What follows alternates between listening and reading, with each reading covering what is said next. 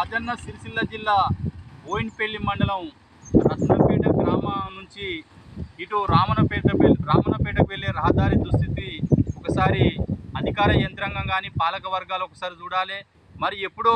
ఈ రత్నంపేట రామన్నపేట రోడ్డు ఏదైతే ఉందో గత 30 సంవత్సరాల కింద వేసిన రోడ్డు ఇలా ఏ స్థితిలోకి వచ్చిందో, ఎంతటి దుస్థితిలోకి వచ్చిందో ఒకసారి గమనించాలి. మరి ఇలా రాష్ట్ర ప్రభుత్వం గ్రామీణ ప్రాంత రోడ్ల మీద కొన్ని వేల రూపాయలు ఖర్చు పెడుతుందని చెప్పి అసెంబ్లీ బడ్జెట్ సమావేశాలలో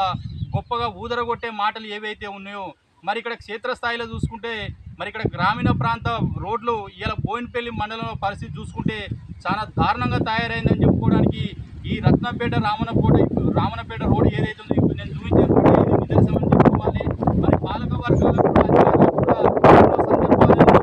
ఈ రత్నంపేట నుంచి ఇటు రామన్నపేటకు, అలాగే ఈ బోయినపల్లి నుంచి ఇటు విలాసాగర్కు వెళ్ళే రోడ్డు ఏదైతే ఉందో, విలాసాగర్ నుంచి అటు నర్సకుర్తికి పోయే రోడ్డు ఏదైతే ఉందో, విలాసాగర్ నుంచి అటు నాగుల మల్యాల పోయే రోడ్డు ఏదైతే ఉందో, మొత్తంగా యావరేజ్గా చూసుకుంటే ఈ బోయినపల్లి మండలంలో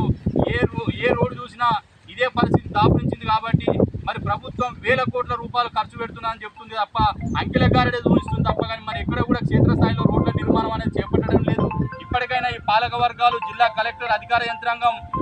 జ్ఞానం కలిగి మరి ఇలా గ్రామీణ ప్రాంత రోడ్లు చూసుకుంటే మరి ప్రభుత్వాలు చెప్పుకుంటే కదా పల్లె సీమలే పట్టుకొమ్మలు దేశానికి ఆదర్శం అని చెప్పి మరి ఇవాళ పుస్తకాలకే పరిమితం అవుతుంది తప్ప కానీ మరి ఇలా గ్రామీణ ప్రాంత రోడ్లు చూసుకుంటే మరి ఇక్కడ ఉన్న వ్యవసాయదారులకు కానీ, ద్విచక్ర వాహనదారులకు కానీ, ప్రయాణికులకు కానీ ఇలా సాయంత్రం కూడా కానీ వర్షాకాలం వచ్చిందంటే ప్రాణాలు అరిచేతులు పెట్టుకుని పోయే పరిస్థితి ఉంది. కాబట్టి మరి ఇలా ప్రభుత్వం ఈ చొప్పదండి ఎమ్మెల్యే గౌరవ మేడిపల్లి సత్యం గారు, అలాగే ఇక్కడ ఉన్న అధికార యంత్రాంగం ఈ రామన్నపేట నుంచి రత్నంపేటకు వెళ్ళే రోడ్డు ఏదైతే ఉందో ఇది డబల్ రోడ్డుగా మార్చాలి. ఈ బోయినపల్లి మండలంలో ఉన్నటువంటి రోడ్లన్నీ నూతన రోడ్లుగా నిర్మించాలి. ఎందుకంటే గత 30-40 సంవత్సరాల కింద వేసిన రోడ్లు కాబట్టి పూర్తి అధ్వాన స్థితిలో తయారైంది. కాబట్టి ఈ మండల ప్రజల పక్షాన ఈ ప్రభుత్వానికి, అధికార యంత్రాంగానికి, జిల్లా కలెక్టర్ గారికి కోరేది ఒకటే, బేషరతుగా గ్రామీణ ప్రాంత రోడ్లు ఏవైతే ఉన్నాయో నూతన డాంబర్ రోడ్లు వేయాలని చెప్పి సందర్భంగా బోయినపల్లి మండల ప్రజల పక్షాన, సిపిఎం పార్టీ పక్షాన గౌరవనీయులు ఎమ్మెల్యే